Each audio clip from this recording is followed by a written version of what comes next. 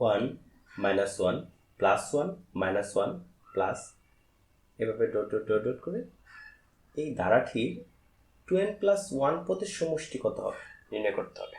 এখানে একটা জিনিস ভালো ক্লিয়ার হওয়া দরকার, 2n+1 অর্থাৎ আমার যখন n এর মান 1 তখন এই 2n+1 এর মান হচ্ছে 3, যখন n এর মান 2 তখন হচ্ছে 5, 3 তখন হচ্ছে 7।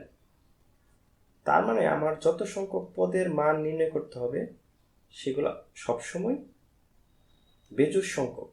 তা আমরা দেখি যে প্রথমে এই 3টা পদের যদি আমি বিবেচনা করি তাহলে সমষ্টি কি আসে, এই 3টা পদের সমষ্টি কি আসে।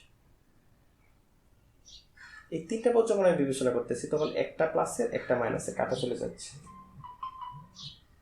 শুধু একটা প্লাসের 1 থাকতেছে, তার মানে এই 3টা পদের সমষ্টি হচ্ছে 1। আবার যদি আমরা 5টা পদ বিবেচনা করি 1 2 3 4 5, তাহলে এই প্লাস 1 এ মাইনাস 1 এ কাটা, প্লাস 1 এ মাইনাস 1 এ কাটা, বাকি থাকতেছে হচ্ছে 1। তাহলে দেখা যাচ্ছে যে সবসময় এই ধারাটির 3 5 7 9 এমন যেই সংখ্যকই হোক n এর মান সবসময় তার সমষ্টি হচ্ছে 1। এটাই উত্তর।